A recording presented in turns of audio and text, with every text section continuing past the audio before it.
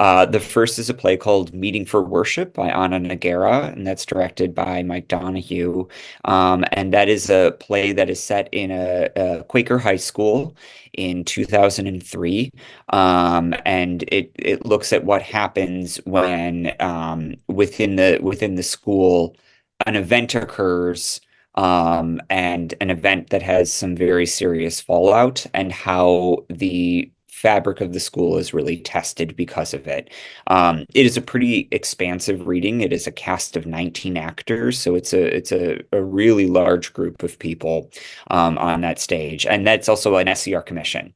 I would say that overall, it is a presents a wide range of plays. No two plays are really alike in how they share their stories with the world, and also what the content of their stories is.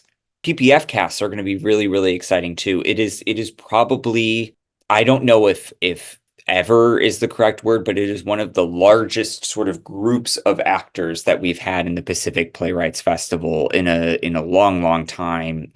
Because we've got some plays that have a large scope, and so it's a really exciting group of actors, and there are going to be a lot of talented performers on campus here. So on Sunday morning at 9 a.m. we have a playwrights panel. We will have most, if not all, of the playwrights who are involved in the festival on that panel, and that will be moderated by SCR's Artistic and Engagement Associate H. Adam Harris. And so the playwrights will all talk a little bit about the inspiration behind their plays, their process, what it has meant to go through PPF, and what they learned during that process. And then we'll, of course, also leave some time for audience questions too. What do you want the theater participants to get out of the Pacific Playwrights Festival, both the local community and also the theater pros who attend? Yeah, first of all, honestly, I would love for them to have fun and have a good time, and to see some good theater. I think that's really the heart of the festival, from an audience standpoint. Part of how we hope to program the festival is you're not going to see two things that are really alike. We want you to have a wide-ranging experience. For our local audiences, Orange County audiences here, I hope that it invites them to be part of the new play process with South Coast Repertory, to share what excited them and what resonated with them, both within the plays and also within the festival experience overall, and then also to share, their questions, the things that they weren't sure about, because it's always wonderful to essentially be able to provide, sort of through some of these readings, like a sneak peek of what might come on our stages at a future time. And then for the industry professionals, once again, first and foremost, we want them to have a great time and to see some great theater.